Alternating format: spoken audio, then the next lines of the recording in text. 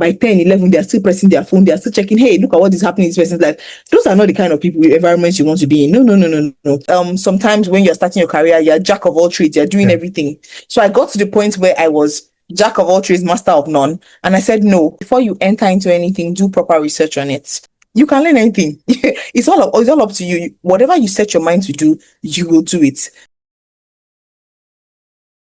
All right, guys, once again, welcome to another amazing session, right? For those who have not subscribed, please hit the subscribe button. For those who have subscribed, thank you so much for subscribing. And as much as possible, please share, engage, and share with colleagues, friends, and family so that we can reach more people, right?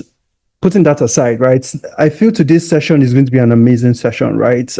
I have been interviewing, people will be saying that I've been interviewing only guys, right? And what I have been able to do today is I search within my network and I ask questions that, okay, who can I bring on board that is not just programming? Because most people have been saying, Tolu, you have been talking about coding, but coding is not for me.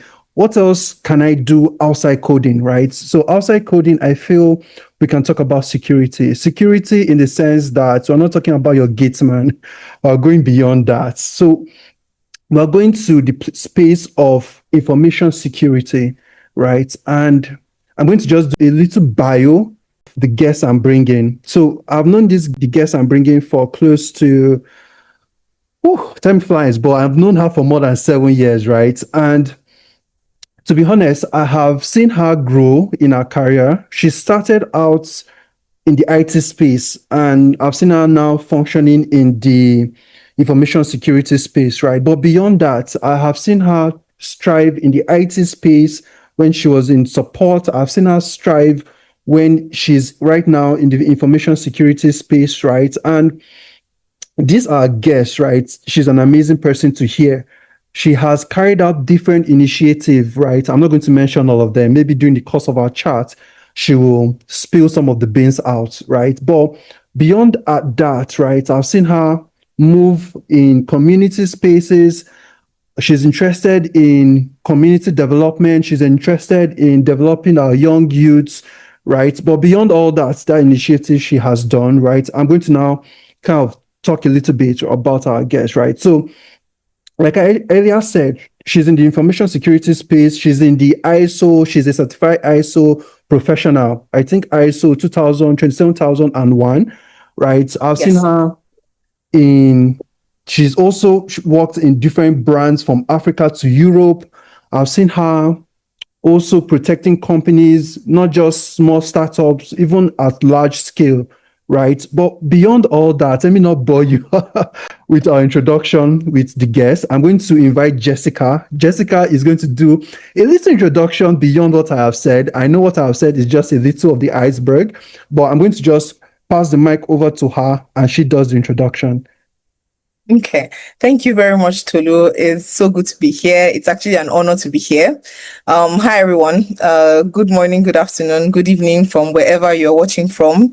My name is Jessica Umeh. I am a senior information security specialist. I work for a company in Europe. I have been there now for almost 4 years. I am an ISO 27001 consultant as well, which is an information security standard. So the ISO 27001 is information security management systems. And as Tolu said, I started out my career in IT support. So I was the person that would go under the table and get the wire and all of that. All of the things that is like in a male-dominated career. But then I eventually tilted more towards information security, which is why I'm here today. And I'm happy to hear everyone's questions and to interact and that we both learn together. Thank you, Tolu. All right. Thank you so very much. So let's get it cracking into this session, right? In your introduction, I heard you talk about you were in IT support and you now transitioned into being a security information specialist, right? Because that's what specialist. Sometimes people just want to pluck it off the roof, right? But how did you now kind of transition from being someone who was in IT support to someone who is currently in cybersecurity, what kind of prompted that, or what kind of brought that nudge that, okay, this information security space is something I want to also venture into? Okay. Thank you for the question. So I don't take glory in anything because I like to be very, very truthful. And if I'm going to be truthful here, there was no prompt. Wow. It was literally happenstance.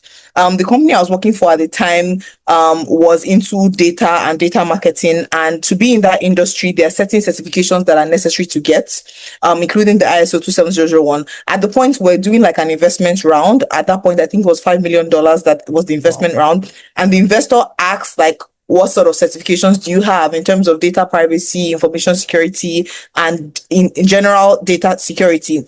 And the company didn't have at the point. Wow. So I was working with my line manager at the point, and he was the one that was on the project. So we decided that in order to get this certification, we needed to be ISO 27001 certified. And he started working on it. At the middle of the project, he got another offer from a big telco in Nigeria and he left. And so the person that was Wow. working with him was me. So I was literally handed over the project, and that was how I broke into the information security space. It was not anything planned or prompted, it was literally happenstance. Yeah. Wow, I like your honesty. Right? But because why I ask this question is because most times people will tell you that I felt a strong nudge that, okay, Yeah. something was going wrong in maybe they noticed a particular data hack and they saw like a threat. So people now say, okay, let me even venture into it. Or Oh, I've seen maybe there was a little need or there was a particular problem, right? But I felt that you also kind of jumped. I feel it's very important with the direction you took was very strategic, right? Because you saw a problem, you saw a need, and the only way to solve it is to meet it with a solution, right? But yeah. I love the answer you gave, right? And Um, of recent, we have been asking a series of questions for people that I call them young adults, right? okay. People within the age of 4 to 12 or maybe 13, right? And Okay. they'll be watching us right now. How would you explain your role to them? Interesting question. I would say that my role, what we do in information security is that we help to keep the bad guys and the hackers away from your systems. So what we do is that we create the strategy and the structure where you put one, two, three, four, five things in place that we recommend, and you'll be sure that your organization is protected, covered, secure, and the bad guys do not get whatever is important to your information, to your company, whether that is your assets, your information assets, or your servers. So we keep the bad guys away. That's how I would explain it. Wow, I love that explanation, right? As you're talking, I'm just thinking, okay, that means you're the good guy. All right. So now I'm going to now let's switch this conversation, right? I feel when you're starting your career, right, was there like a challenge maybe you saw, maybe the just like you rightly said when you're giving your story, was there like a challenge you saw that okay, or even currently in your current space you are, do you see because do you see loopholes where individuals are kind of missing, maybe right from when you're in IT support, right to where you are now, right? Are there security threats people need to know of that they are just not aware of? Yes, I would say that yes, there are. So before, when I was in the IT support space, I really didn't know much about security until I actually went for the training and got certified and all of that. But yeah, a lot of people are not so conscious of their digital footprints. So Mm. like, some people are not even aware that they shouldn't write passwords on papers. Like, no jokes. I've seen places where people actually cannot remember their password, so they write it on paper just to be able to remember it, to put it into their computers. So people are not aware, or some people are not aware that, I can be in a workstation and somebody is right over my head, peeping into my computer and actually seeing what I'm doing. Because now remote work is the order of the day. People go Yeah. to cyber cafes and places to work, but they're not conscious that, of their environment, of what can be going on behind the scenes behind them. So yes, it's very important, especially now that AI is getting more advanced. Yeah. I'll give you one. If you're someone that has like a lot of pictures online, you have a lot of video content online, you better watch your back, especially if you're like an important person, because we actually had, I've seen a case where I was consulted on, where we had a case where an AI, like someone used AI to get the voice, the image, and formed like a video of the CEO Wow. asking for something. And the CEO had an actual call with a person, but that was not the CEO, that was AI, and asking them to transfer an amount from this account to this account. Like they were this close to falling for that, if not that they had put systems and structures in place of always asking and verifying and checking. So yes, digital footprints, people can be careless with it. People can put a lot of things out there, and in this age of AI, there's so many possibilities that we haven't even wrapped our head around. Yeah. Wow. Man, that is a very interesting, well, I call it a story, but I know it's not a story, but it's a very interesting scenario you painted, right? Because I feel as we're entering this digital, or we're already in the digital age, right? Where AI Yeah. is the order of the day, right? But I'm going to hold that thought for a while, right? But I see many people saying that, okay, Tolu, they can't go into programming, they can't do front end, they can't do back end, they can't do anything that has to do with coding, right? Which is Okay. understandable, right? But Yeah. how was it? I'm going to personalize it to you because it's you that is on the show. Did you see cybersecurity as something that was intimidating, right? That because most people are, I won't say they are looking for the less risky way to enter into tech. I won't say that. But do you think cybersecurity is less intimidating for people to enter that space? What do you think? I would say yes and no. So I'll answer with the yes first before the no. Yes, if you are not someone that likes coding or you're not technical. So for example, I studied computer information security systems rather in the university, and I was writing code in school when I was in university, and I knew for a fact that I did not want to do this. I didn't like it. I didn't enjoy it. I felt like it was so hard. And in those days, it was more difficult because we're writing on paper before you code into your computer. So you need to know how to write it on paper, like the actual code. If Wow. you even miss the parentheses, you're in trouble. So it was quite, I knew for a certain fact I didn't want to do that. So I knew I didn't want to go into anything technical, but I wanted to be in this tech computer phase or computer field. So yes, it is not technical. You don't have to write code, but it also depends on the type of security you go for. For example, I am in information security.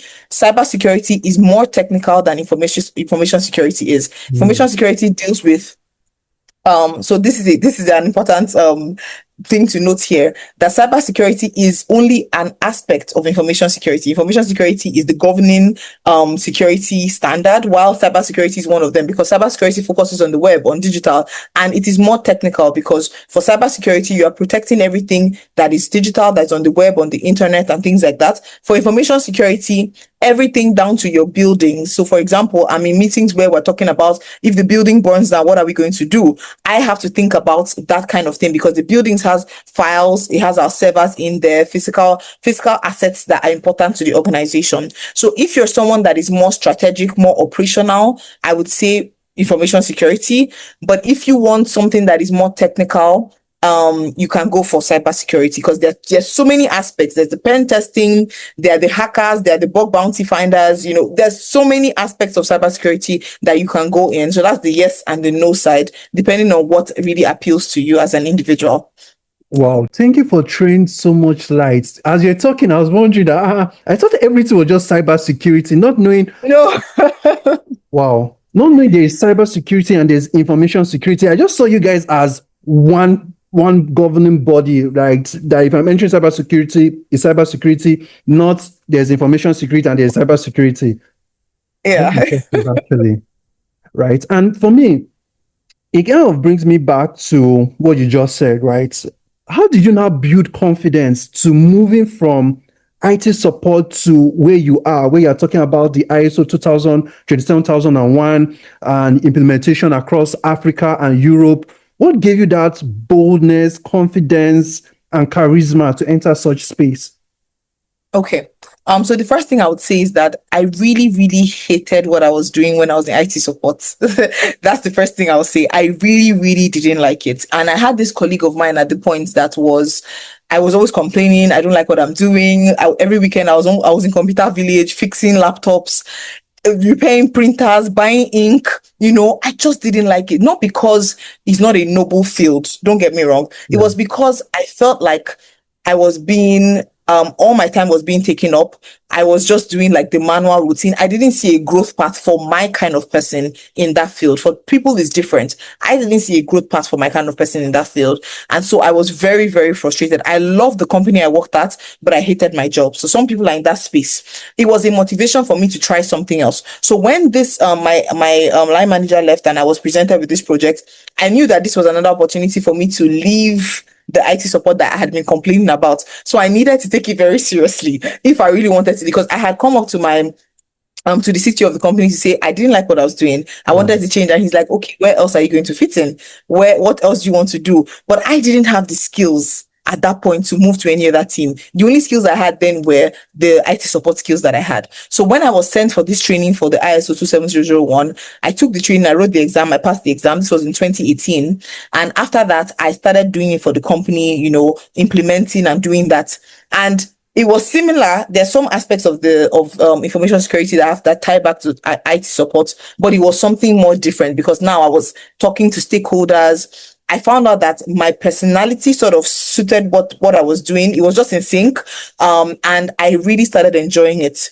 I didn't know that there was an actual exclusive career path in ISO 27001 until about when I was 4 years into it, and that's when I realized that people actually only do this and focus on it. So for me, it was a desire to be in a better space, to be in a career that I love. Because at that point, I didn't like my career so much so I'm also a hairstylist.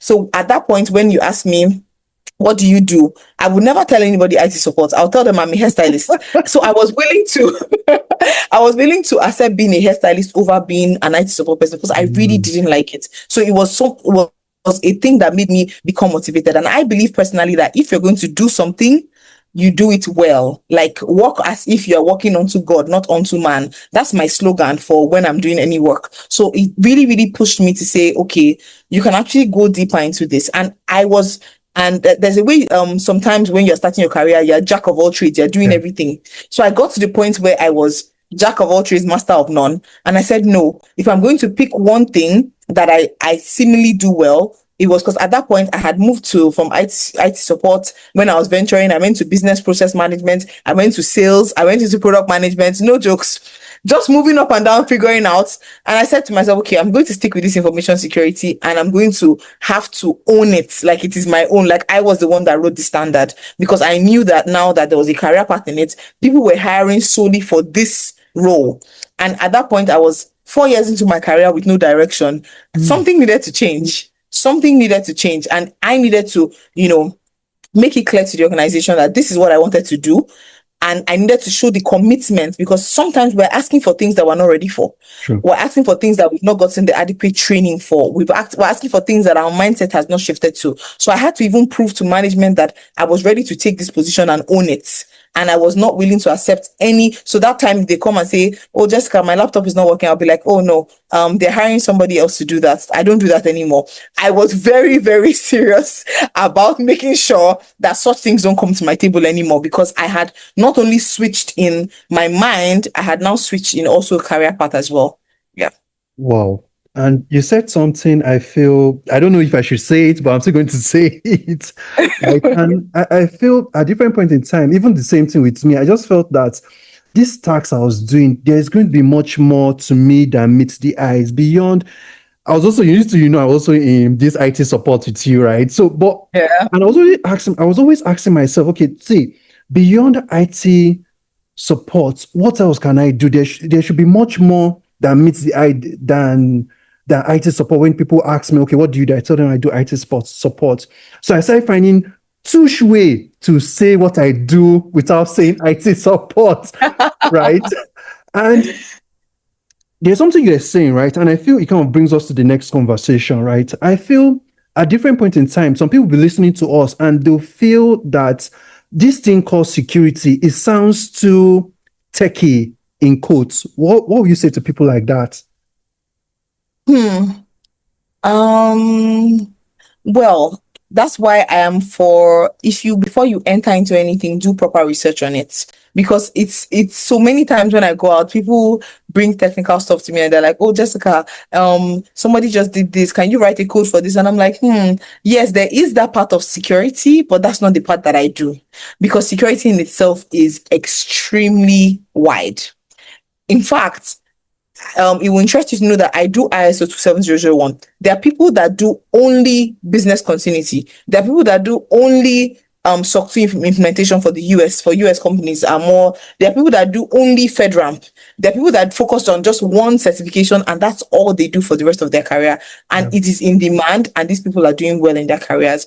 So if people think it's too techy, before you even jump into tech, because I know that there's this buzz, everybody wants to go into tech, there's remote Yeah. work, want to Yeah. earn better, which is a valid reason. To be honest, it's a, it's a valid reason to want to earn better because the economy is not stable and there's so many things that, as individuals, we want to achieve. There are certain things that we want to do for ourselves, want to help our family, parents, want to do better things, impact the society, and that money is needed for that. So, but if you now decide to make that switch into any part of security or any type of tech or any field of life, I would always recommend to spend adequate time reading about it.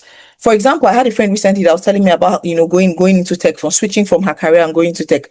I gave her an article and the article was titled 10 non-tech roles in tech, because there are non-tech roles in tech beyond even what like the aspect of information security that I do, that is not like coding and all of that. There are non-technical roles in tech that people do and are earning well because they are still in tech. So research a lot about whatever field you want to go in, whether it's security or any other aspect of life. Research about it, read about it, do find free courses. Don't even commit financially. Find free courses, find free videos on YouTube, go to Udemy, search for free courses and see what the field is about. See whether it's something that interests you, and then decide to make the decision to move or to just stay where you are. Well, thank you so very much, right? And as you're talking, one thing that kind of stuck to my mind is the place where you talk about research, right? Because most times we want to enter different career paths, but we're not asking the right question, right? We're not asking, okay, is this what I want to do in the next 5 years? Do I see myself doing it Monday to Friday? Do I see myself working extra hours when the company is not going to pay me for it, right? But let's hold that thought. Okay, so now, for someone who is trying to get into tech, just like you rightly said when you're giving your introduction, I know you mentioned that you have a BSc in a particular degree, right? Information systems, right? But imagine if someone is trying to enter into tech, the person has no degree, no big background in tech, right? What practical steps can they take to enter into the space? Okay, that is very fantastic. And I'll use my husband as an example. My husband studied building technology. So he was Interesting. more about like so he was more about buildings, estate, planning, structure, and things like that. So sometimes we go to certain places and he's like, this structure is very weak, or this structure is not going to last the next 10 years. That's what he studied. But now he's into tech. What Interesting. happened? Yeah, yes, what happened? So I think it was in 2016. Of course, I hadn't met him at this point, but of course I know the story. I hadn't met him at this point, but he was into this and he just realized that he didn't want to do this, right? And he saw people, designing websites and things like this, and then he picked an interest. What did he do? He started taking courses. He would lock himself in his room for hours, just taking courses, watching videos. He taught himself web design and product design. Well, He would do all he can. And now this is my husband that mentors over 300 people now, teaching them how to web design. There are people that he has taught now tech that are currently have relocated because they've gotten jobs in this same product design that he taught them. And this is somebody with zero tech background. So what am I saying? I'm using that story to say that you can learn anything. It's all up to you. Whatever you set your mind to do, you will do it. The mind is literally God giving us our will is the strongest thing that He gave us as an individual. You can Mm. decide today that I want to change my life. I want to go into this field. You need only 3 focus months. I have a second example. My friend, she was a med lab scientist. That's what she studied in Unilag. Now she's in Canada with her husband. She was a med lab scientist. She came to my house one time like that. She was like, Jessica, I this tech thing. There's money here. I need to switch into tech. No jokes. She switched. It was in my house that she went to Computer Village because I was living in Ikeja. She went to buy the laptop that she used. Every day I would go to work. Then I was doing NYSC. She would be at home watching videos on web design, watching videos on product design. Guys, it was like 4 months after she was so focused, watching videos, making it known online that she was watching it, posting what she was doing. She got a role 8 months after in a startup, and she was the head of product design. Wow. Yes. She was the head of product design. Somebody that had just started a career. Now you can say, okay, that's just random and all that. Of course, the startup didn't, because not all startups will start up. So the startup didn't launch eventually. The startup didn't launch eventually, but at the point they were paying her 400K per month. Someone that was just a beginner. This was when. Now, let me tell you, her next opportunity was in a global company that hires people. She got a US contract with a client and she was earning $7,500 per month. Yes, a starter that taught herself, self-taught. So I'm giving you 2 examples now. I'm giving you my husband, I'm giving you my friend. So this, you don't need a degree. For example, in where I work at now, I kept on asking when I was doing my interview and they had given me the offer. I was like, wouldn't you ask for my university certificate? They're like, oh no, we don't need that. We don't Wow. need a university. We just need a certificate showing that you can do what you're saying you can do. So these certifications, right, are very important. Number one. Number two, never look at where you're coming from to determine where you're going to be. No way. You can change your life in 1 minute. You can change your life in one day. Just decide and have the discipline enough to commit to this new process or this new career field that you want to go into. And believe me, you'll be successful. Wow. I had to write what you just said, right? But I felt what you just said is very eye-opening, right? The place of having commitment. I would say you just need to be committed. That's the honest truth, right? What are you willing to commit to, right? Apart from that, what are you willing to now say, okay, see, as from today, I'm going to devote, even if it's 30 minutes. Yeah. People say that there's Lagos. Okay, it's not everybody that is in Lagos, but people Yeah. say that there's one thing or the other that is holding them back. Mm. So despite whatever is holding you back, how can I now still commit and say, okay, I'm going to lock myself up for the next 2 days and I'm going to just keep studying this thing until I kind of make a way into the space that I want, right? And for me, it kind of brings us to the next conversation, right? And you said it when you're giving your story, the story you mentioned, right? I see a lot of people saying that, okay, there's a lot of people saying, okay, you must get this certification, you must get this certification.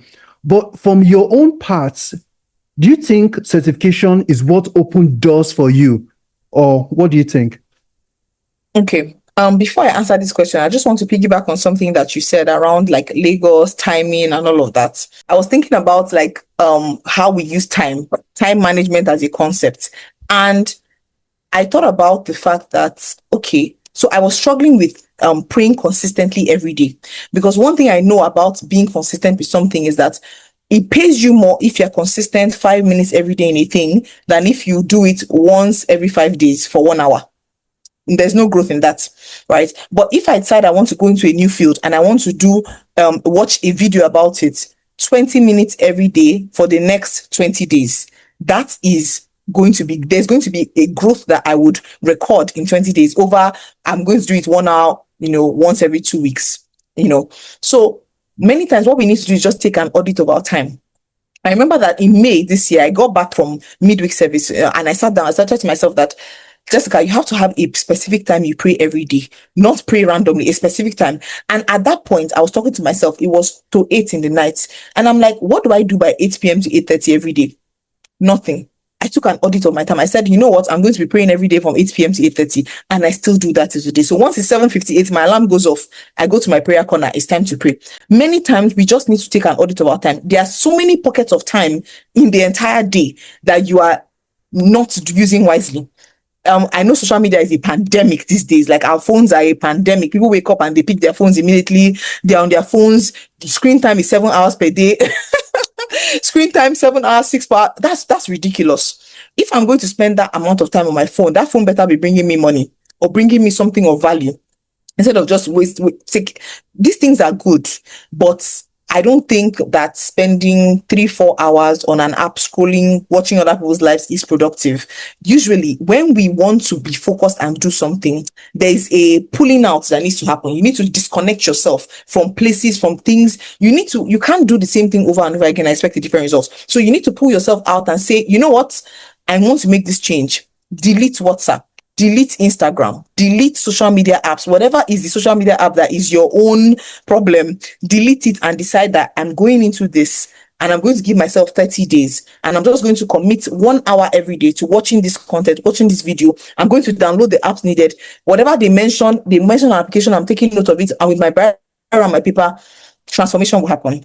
I wanted to say that before I go into to answer your question. Please remind me about your question again.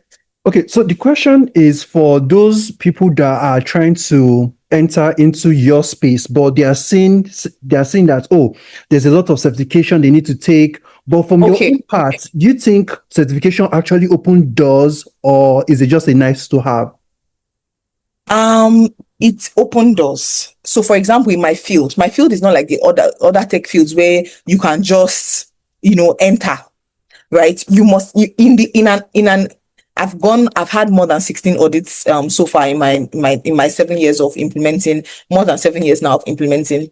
It is during every audit, you must present your certificates to show that you did the training. You must. It is a requirement. So you have no right to be an ISO 27001 implementer without being certified, without showing your certificate. So it depends on the field.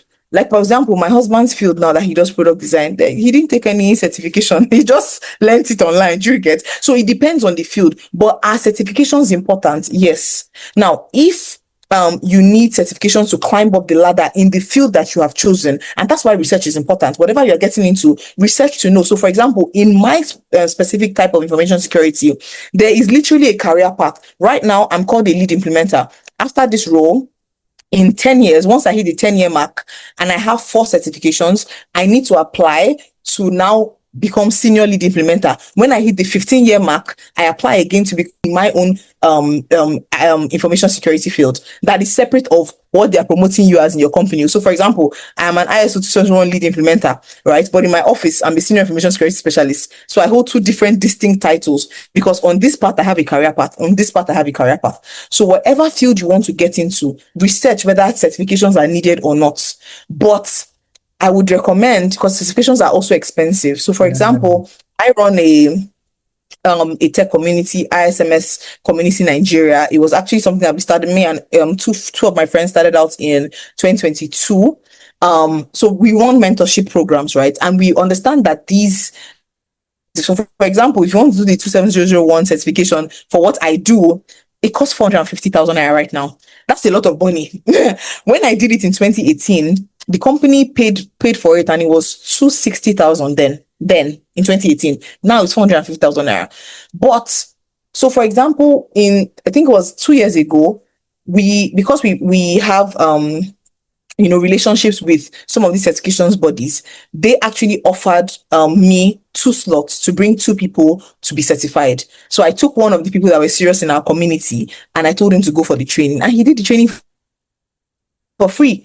And he did the exam and he got certified, right? So it's good to insert yourself into communities that can actually help you, communities that can actually sponsor you, because that's what my goal is. That was the goal I had in mind when I started ISMS Comp Nigeria, to mentor people. I also run mentorship sessions for people. Sometimes I have mentorship once a week, sometimes twice a week, where I'm teaching people about what I do, teaching people the standard, what they will normally teach. The goal is teach you enough for you to go and write the exam, right? Because if you want to write the exam and the training together, that's a lot of money, right? So, but there are so many free resources online.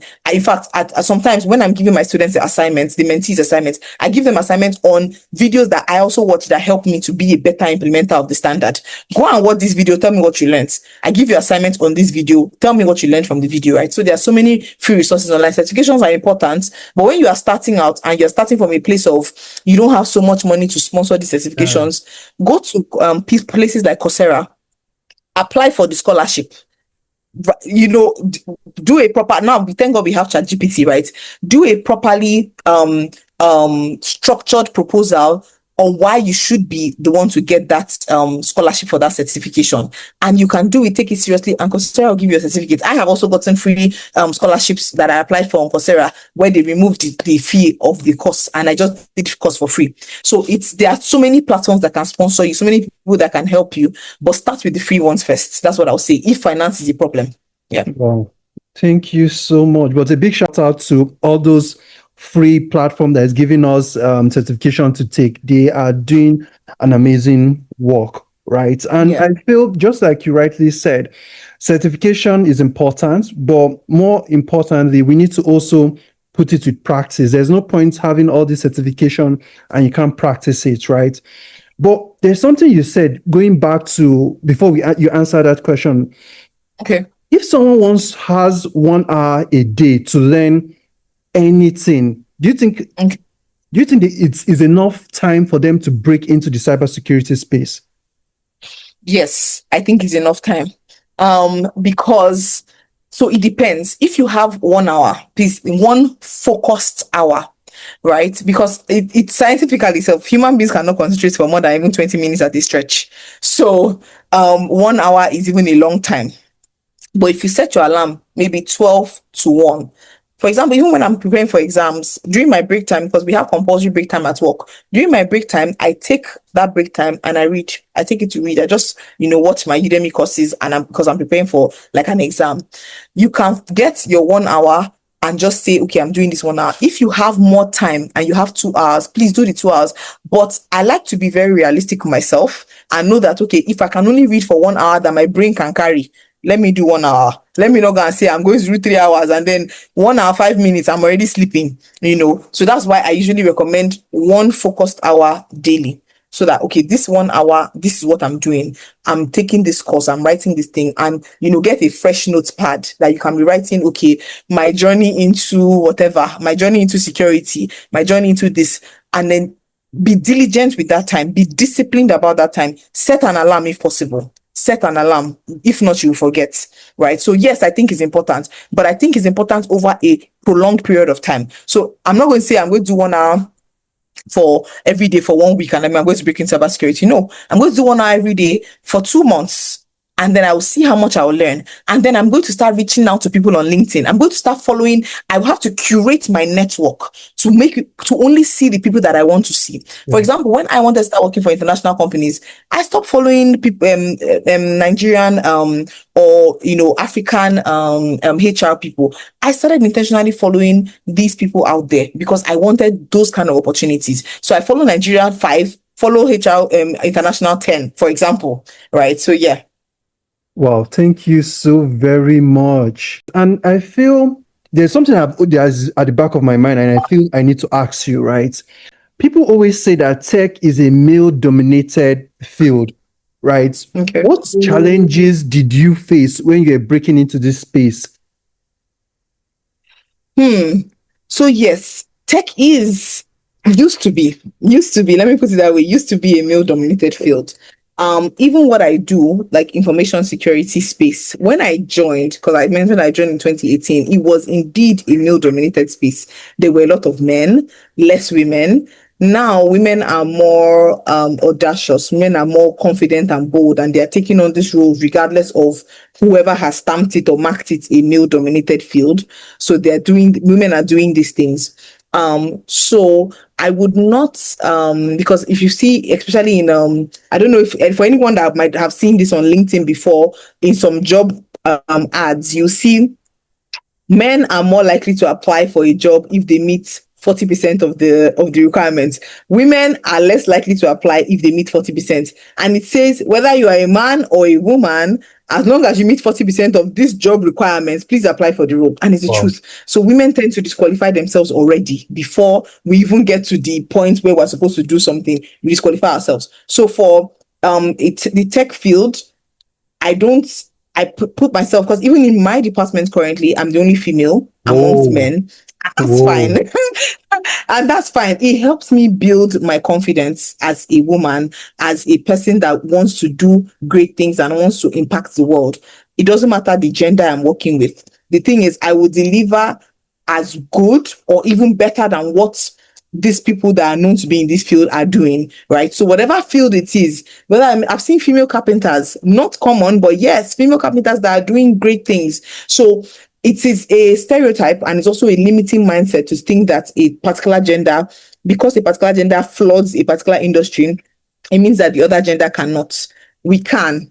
We are already doing it, and we'll continue to do it, because I find that especially when we are, like, women are less in number in a particular field, we actually rise up the ranks faster because we're doing what is not common, what is unusual, what is not so seen. So I wouldn't term it as a male dominated field. Yes, there are more males, and that's because of men are naturally very audacious. But in these days, we have a lot of women that are stepping up to be now more audacious, to have more audacity to say, you know what, I can do it regardless of the gender that is known to be in this field. Yeah. Wow. I'm going to say something that I know you didn't know I was going to say it, but I'm still going to say it, right? And I feel you should be a mindset coach, right? I remember I was having a conversation with you earlier, I think earlier this year, and I was telling you something. There was a particular struggle I was going through, and I was sharing it with you. I was telling you that this. Let me not go into the details. I'm sure you remember. And there's Yeah. something you said. You said that, Tolu, what you are dealing with is just a mindset, right? And I feel people will be listening to us and they are facing the same mindset issue, right? And it kind of brings us into, what advice would you give young ladies that are watching us right now, that are trying to get into this same space you are in, even not necessarily security space, but into tech, but they are finding it, sometimes they're finding themselves intimidated, and they're sometimes finding themselves out of place. What advice would you give them? Okay. So, like you said, mindset, everything starts in the mind. Every single thing starts in the mind. Before you actually are able to do it, it is first formed in your mind. And I'll use the scripture as a backing. I know that there will be people from diverse religions watching this. I am a Christian and I'm very bold about it. So the Bible, which is the book that we believe in, says that as a man thinketh in his heart, so is he. So is he. It's whatever you think that you live out. A lot of people are conditioned by the environment they grew up in, and the things they watched, the things they saw, and so they automatically are programmed to think that this is all that there is to life, right? So the first thing before you embark on a renewal, I'll give you an example. Recently, I'm on a weight loss journey, trying to lose weight. What did I do first? Before I even said, okay, I'm going to pay a coach to do this, I knew that my mind was affected. I knew that my mind was used to being this weight. I knew that my mind was used to, eating when I wanted, how I wanted, and all of that. What did I do? I started watching content online of people that had lost weight, people that went from like a huge size to a smaller size. I started praying about it. I started saying things like, oh, Jessica, you can lose weight. You will lose weight. You are a disciplined person. You condition your appetite the way you should. I started proclaiming the things I wanted to see and ensured that I was putting before me the image that I wanted to become. In the first week, I did it for 1 week and I lost 5 kg. Yes, ridiculous, right? Ridiculous, because like, how you lose 5 kg in 1 week? I lost 5 kg in 1 week. In 1 week, I started on Monday. By Saturday, I was 5.1 kg less than when I started, because everything starts in your mind. Every single thing. The minute your mind has been conditioned. So that's why there's a renewal of mind that needs to go on before you start anything. So don't just jump into that thing you want to do. As a female, watch. One of the things I did, I was watching when I was in my 20s, early 20s. I was watching, I can't believe I just said when I was in my 20s. Oh my gosh. But go on. But yeah, when I was in my 20s, I was watching videos of Ibuka Oshika, There's this woman, Fumi Ogunlesi. Ah, she's a big woman in Citibank. I would go for seminars where there are women speaking about things that I wanted to become. I'm like, women are doing this. It conditioned my mind. It changed my mindset to know that anything is possible. So anything that is with man, yes, it's impossible. God, all things are possible. If they bring it to me and they say nobody has done it before, I want to do it. I want to try it out. I'd rather try than and fail than not try at all. I would rather try and fail. So before you venture into a field and you are feeling like, maybe overwhelmed, like, how do I do this? What am I going to do? You need to first of all understand that your mind has been injured. Your mind has been configured to think a certain way. So before you go in, you have to regulate your mind, because a lot of times, even the things we see on social media, there's some accounts you should not be following. Yeah. Accounts that limit women, limit people, limit what you can do, limit your ability. No, I do social media cleansing, social media filtering. If I see a funny content I don't want to see, I unfollow immediately. I, mute, because what you're showing me is not where I want to be. So I begin to look for women that can do this. For instance, last example I'll give on this question, I recently wanted to get into investing this year. So in April, I was like, I need to start learning about investing and all of that. I started searching for women that are into investment. I found Financial Jennifer. Now, I've known Financial Jennifer since 2020, when she used to post on Instagram, but I didn't know she had started a YouTube channel. I started following her on YouTube channel, just watching her content, feeding her content. I was writing down the principles she was applying, the apps she was doing. I started investing in April. Guys, this is the month of September. And my investment between April and today has gained 99,000 naira just by following principles that I was watching on a video. Why? Because I wrote down in my goals this year that I'm going to start investing. So in order to do that, right, what did I do? I had to start learning about investments. I had to remove my mind from, put in the bank, save in apps and all of that, to how do I invest it? How do I get this investment back? So I had to learn from somebody how to do it so that I can become what I had written down to do. Do you understand? So everything starts in your mind. Anything you cannot think of and visualize and see yourself as that, you cannot be that thing.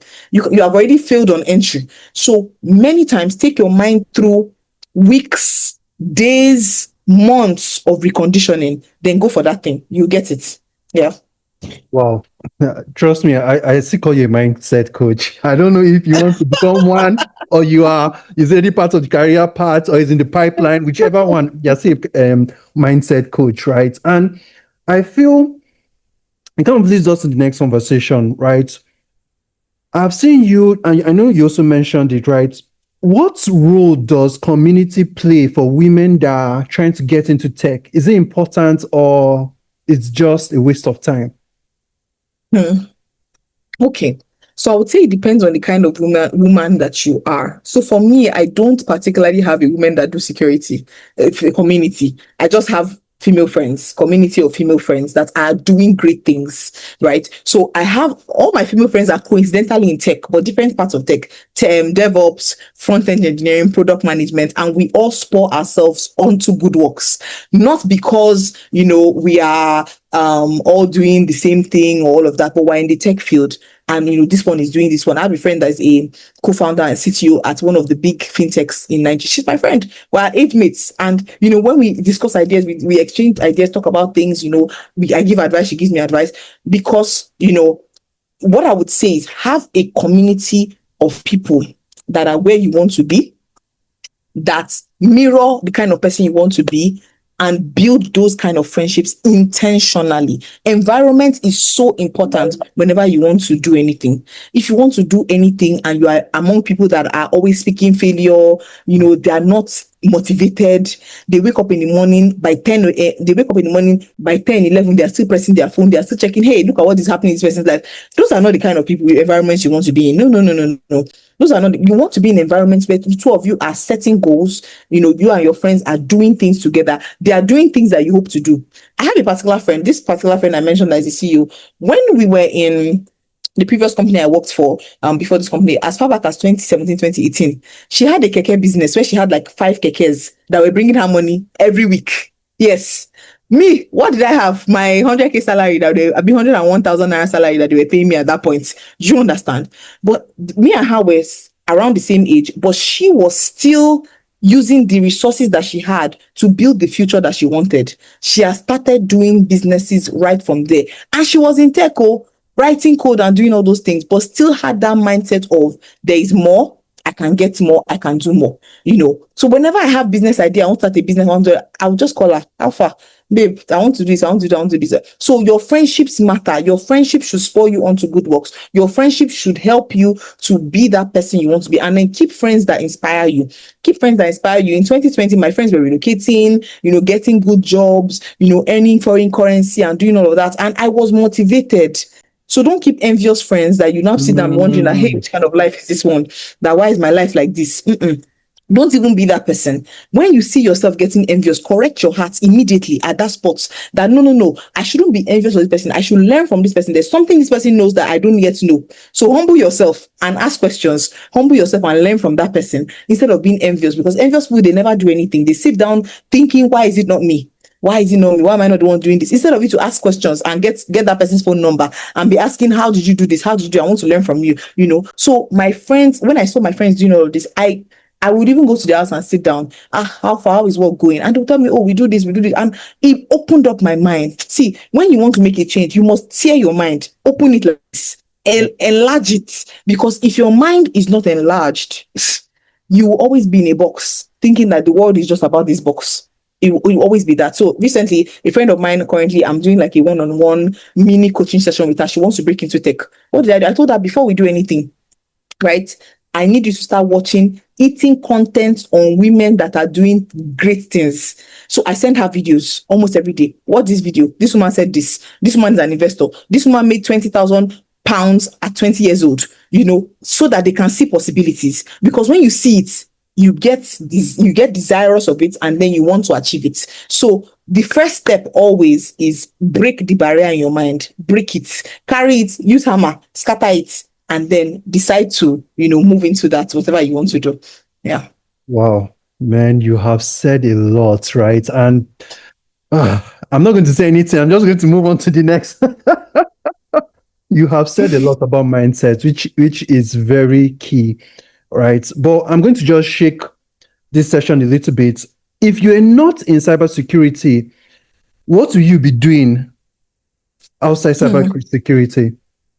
Okay, good. This is actually a very beautiful question. Very unexpected, but beautiful. Because there was a point for 5 months I was in between jobs. Right, I had left this where I was working before, and it was actually a divine instruction to leave where I was.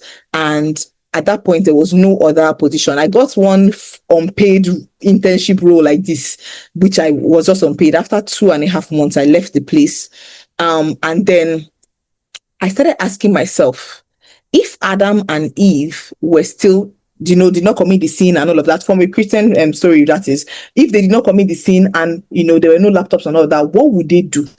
These were questions, because I was not going to work. I was at home. I had bills. Nobody's going to forgive you because you are not working. You have bills to pay. There are things that you need to pay for, right? And I understood that I needed to pay for these things, regardless of if I had said, yes, God told me to leave my job. Did he say yes? He said, right? But he was also teaching me something in that season. So I had to ask myself, what would I do? Like the Bible said, what is in your hands? What is that thing in your hand? Right? So I started looking at my hand. What can I do? What can I do outside of a laptop that will get me money?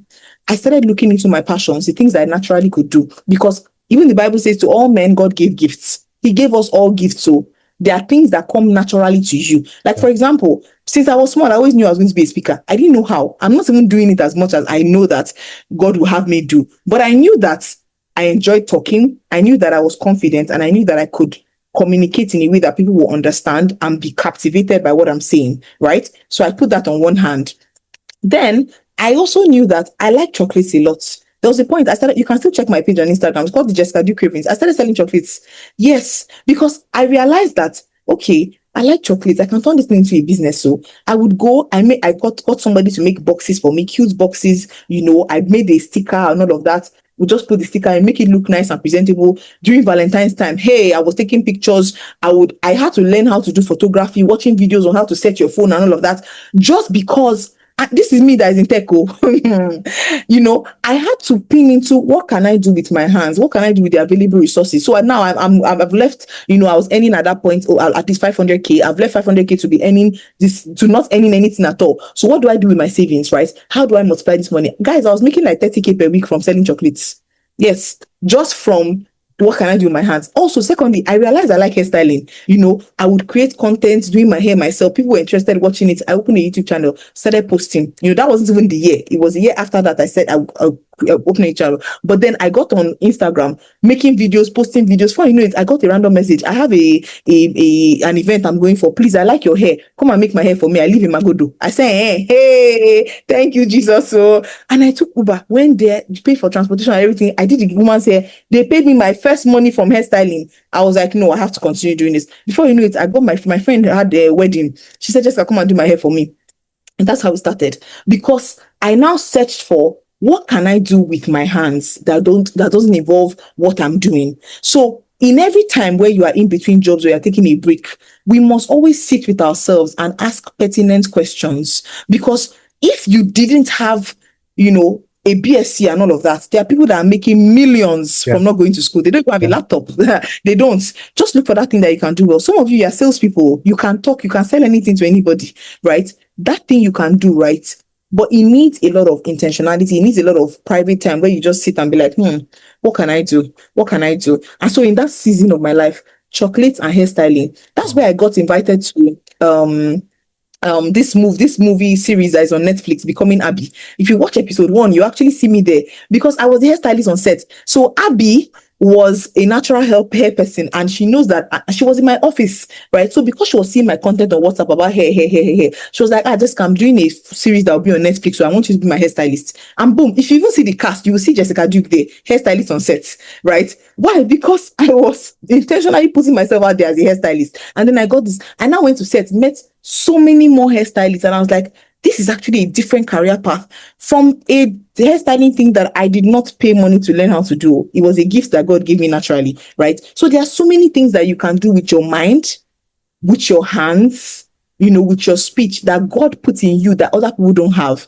If you want to start, you can just send a random question to all your friends. What do I do so well? Right? Ask them. If you are not able to sit by yourself and find that out, ask your friends, what's that thing that that if you need this thing, you come to meet me, right? I was watching yesterday Funke Bokno, the biggest event planner in Africa, actually, that owns Zafire Events. Yeah, And Pastor, yes, exactly. Pastor,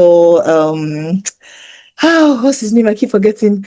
Pastor Shola, yes, CCI pastor, right? Of course, he doesn't put his show as pastor, but his show Echo, and he interviewed her, and I heard what she was saying. How did she start this thing? Our friend is doing wedding, come and plan this one. But people now start saying, Funke, come and me plan this one, come and plan this one, and now she's the biggest in Africa. She has planned big names, Dangote's daughter's wedding, after that, she has planned big events, and from what? From just her following something that she found easy to do. And guess what? She studied law.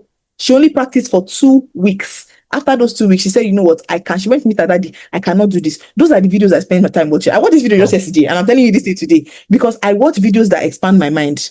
And if it's going to be cause mind expansion, just best believe I'm there watching it. So I have videos that say, okay, at least 2-3 videos per day. What are they saying? What am I learning today? What is somebody's story that can inspire me? Because I'm not even where I want to be yet, right? I'm just here now, but there are places I want to go to. But in order to get there, I need to expand my mind. Yeah.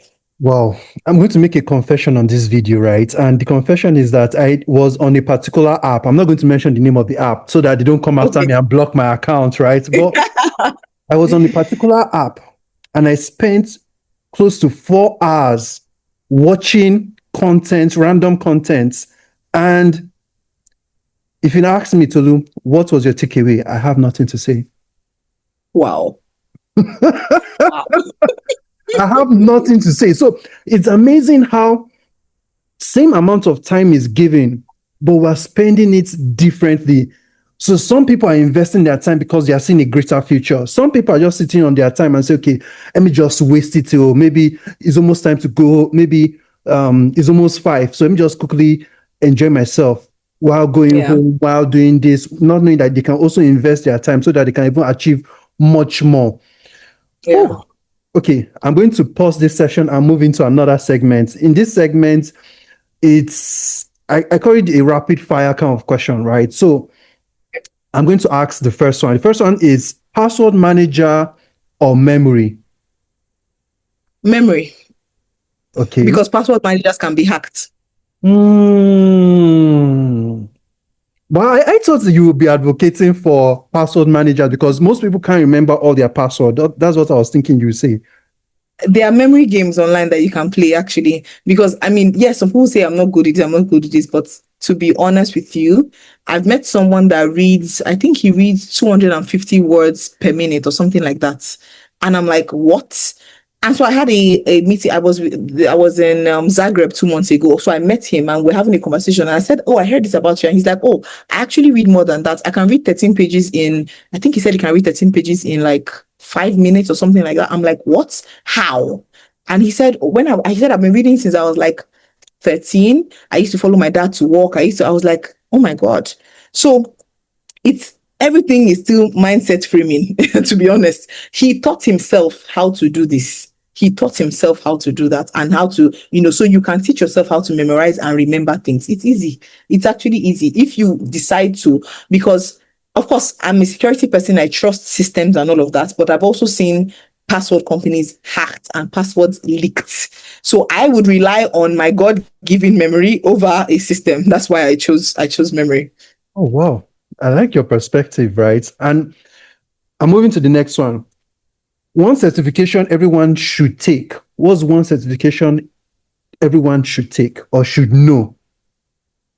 In any field of life, I Maybe would in your field, say, maybe. okay, Or in my field, that's a hard question to answer because I would tilt more towards soft skills, right?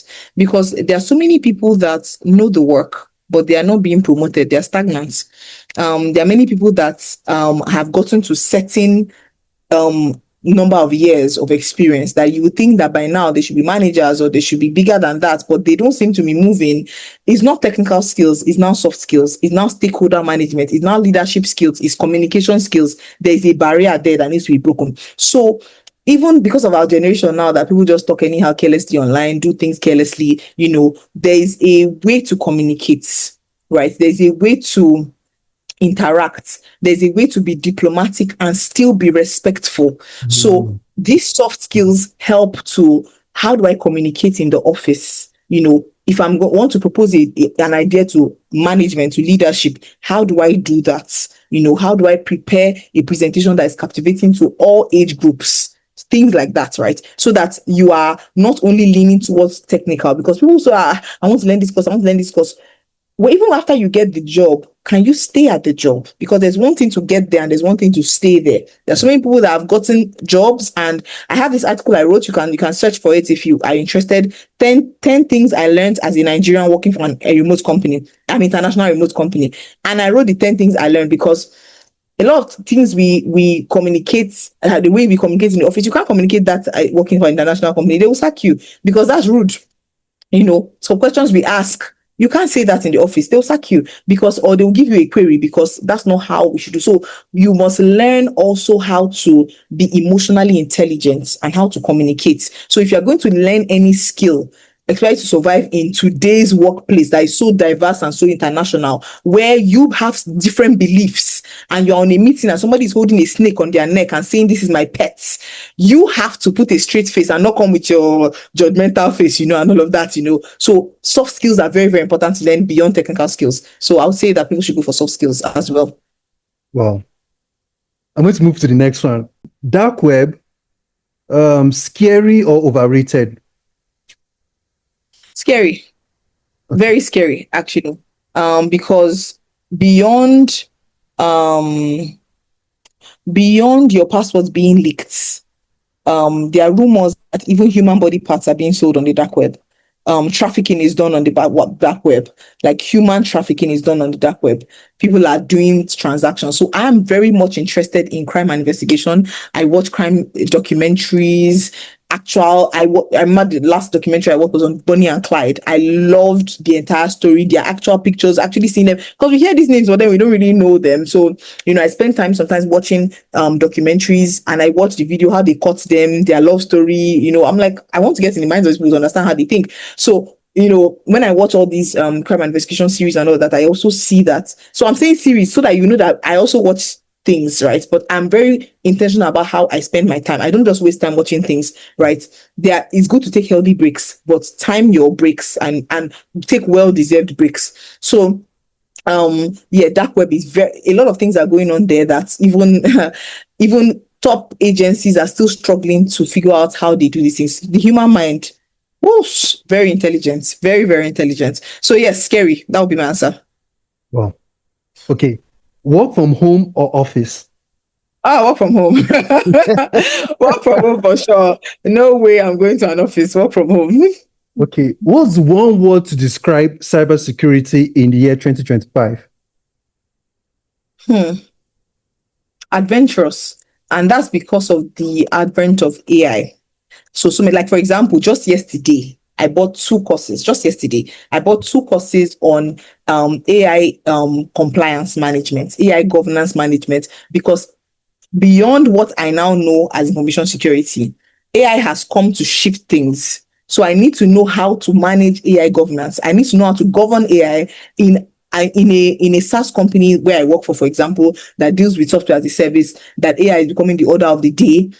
For a company like the European, there's an EU AI Act, like the European Union AI Act, So that is one of the things that are components of things that I have put on my roadmap to learn from this year to the end of Q2 next year, because I need to understand how much it is changing, how much the industry is changing. So you must always continually learn. So a pro tip for you is at the beginning of the year. So usually at the beginning of the year, I have Q1, Q2, Q3, Q4 courses I'm going to take, exams I'm going to write for the year. So that once this month comes, I already know that, okay, exam period. Like for example, I have an exam in November that was paid for since July, because I knew that the exam is in November, because I put it on my roadmap for November. So I need to stick to that time slot. So I need to start reading. So basically, you have to have like more insights and keep learning. Basically, so in this field, I'll say the word is adventurous, because there's so much AI is bringing to cybersecurity and information security.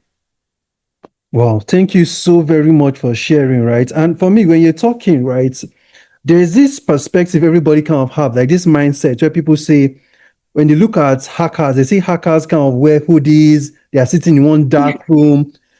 What's your response? Is it a myth? It is a myth, because hackers are not doing that. They're not in one dark room doing, I mean, except they just like closing their curtains and being in dark rooms, Yeah. right? You can literally be passing by somebody that is a hacker and you don't know. That's just the truth. So they're not doing all of that. They're normal human beings like me and you that are cashing out seriously Yeah. from people's carelessness. Yeah. Yeah. Okay. So I'm going to ask you this. In 30 seconds, what would you say to your younger self that is watching you 5 years ago? What advice would you give the person? I would say become the future is bright. Because the kind of transformation that I have experienced in 5 years is quite shocking to me myself. Because if I think about 5 years ago, I was still not sure of what I wanted to do career wise.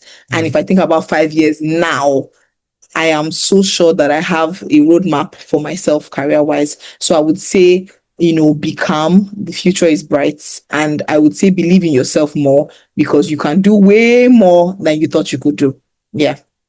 Okay, I'm now going to switch the question to the other flip side. So the flip side of the question is, we're moving to another segment, right? The flip side of this question is that, what is the biggest demand in security in the next 5 years? Hmm. I would say right now, since AI is a big topic, I think everyone should focus there. Everyone should focus there. Actually, we did a training on AI 2 months ago by this lady. Can't remember her name now, but her name is yeah, I think her name is Lydia actually. So she's an AI specialist. She told us the history of AI, the advent of AI. See, when the European Union decides to bring an act to regulate something, you should know that it's a big deal. It's a big deal because definitely it's parodic, it's going out of hand. And during this training, she actually let us know that sometimes AI gives wrong answers. She said you can prompt AI so much that you ask it, where did you get that answer from? And it gives you sources. And then she said, if you ask it, sometimes it will be truthful and say, I made that up. Yeah. It actually hallucinates and gives you wrong answers. So she's like, don't take everything hook, line, and sinker. Ask ChatGPT, where did you get that answer from? Ask Perplexity, where did you get that answer from? Said, and if it says, did you make that up? It will actually respond and say, yes, I made that up, because it doesn't have an answer to give. It's programmed to always sound smart, sound intelligent. And then before you know it, it's giving you one hula baloo story and you're just taking it and believing it and all of that. So I feel like right now, the world is moving to artificial intelligence, courses you can take. AI impacts every single thing you do. I watched a video yesterday about IBM systems that IBM is creating. There's one called the MCP. What it is doing is microseconds is outstanding, like very, very outstanding. And it's running all these processes in place and giving you this answer. And you're like, what? So now there's no longer SEO, there's now GEO. So people were thinking about, SEO, SEO. There's now a thing called GEO, and I spent yesterday watching some videos on it, training videos, just to like, okay, what's happening next, and these are the ways that companies should train their staff members, and to let you know what is coming next, so that you can keep your mind open and keep learning. Yeah. Wow, man, I think I need to be watching what you're watching. Or I don't think I'm helping myself. All right, but if you could design a roadmap for someone at the beginning, maybe there is a beginner in cybersecurity, what 3 milestones would it include? What are the milestones you need to include for such person? Okay, the first one is research. What aspect of security do you want to go into? Do you want to go full into governance, compliance, and risk, like I am doing? That's GRC. That's information security. That's governance, risk, and compliance. Or do you want to go into core cybersecurity? Do you want to be a pen tester? Do you want to be an ethical hacker? Do you want to be an analyst? Do you want to be a bug bounty finder? What do you want to do? Right. So the first will be research. And after you research and you find out what you want to do, then I would say learning. Start learning about what you want to do. Then the third phase and the final milestone will be implementation. Implementation involves actually starting to apply for jobs, right? So with what you know now, start looking for intensive positions, start looking for places that you can learn and help people to say, oh, I'm new in this field, though, how can I help you? You must first, don't let the goal not be money. Money should not be a goal. When money is a goal, you find that you're running in circles. Let the goal be value. Make yourself a valuable person. Money will follow you. Money will chase you. So create value and make yourself a valuable person, and then come to a HR person and say, see, you know what, even if you don't pay me for the next 2 months, I just want to work. I want to learn. I want to work on the field, learn. So some of my mentees, what I do for them is that when I have consultancy projects, right, live implementations, I'm taking them, okay, join this call. They ask me, okay, Jessica, this is my team member. I just introduce them as a team member because I want you to see in a real life scenario for a real life company what we are doing, what I am doing. So all the things I've been teaching you for the past 3 months, 6 months, 4 months, you are now joining me on a real life job, on a real life project to see how it is being implemented and what it translates to. So it helps you to actually know that, okay, this is how I can do it. So I would say research, learning, and then implementation. Wow. Thank you so very much, right? And before we round down this session, right, what's one small security habit every viewer should start doing today? When taking pictures on social media, be mindful of your environment. That's what I would say. So sometimes people are showing ATM card numbers. The ATM card is just around them. Sometimes people are sharing too much around, your laptop screen. When you're even sharing your screen in a meeting, some people have shared things that they're not supposed to share, right? So you can close all tabs before you share your screen. Close all, we always have multiple tabs open. Close all of them. Open a fresh browser. Open a fresh browser page, and then just put what you want to share. And when it's time to share that one. So people have leaked company secrets by just being careless about what they share. So when it comes to sharing, just be very, very mindful. When you're taking selfies, when you're on a holiday, whatever you're doing, just be mindful of your environment and know that just be careful not to share confidential information that people can use to get you. Yeah. Well, thank you so very much. And what advice do you want to give everyone? Because this is the last part, actually. But I don't want to just leave viewers and just letting them go with all the. Even if they go, they have a lot to say. That's the honest truth, right? And they have a lot to also take action on. But what's on your final notes? What do you have to say? Number one, I'll say decide where you want to be. One of the steps that my friend taught me years ago is wherever you are that you don't like, draw a table, write where I am right now, where I want to be, and what am I willing to do that is ethical and morally right to get to where I want to be. Now, when you draw that table with these three columns, you begin to fill it in. Where are you right now? Where do you want to be? And what are you willing to do to get to where you want to be? And decide that you can do anything you want to do. So if there's anything you're going to take from here today, know that anything is possible. Where you are currently is not your final destination. You can be anything and anyone you want to be. You can change your entire personality. You can change your entire life. You can switch your career path. People have switched career paths by there's a colleague of mine that I had at the company I work for.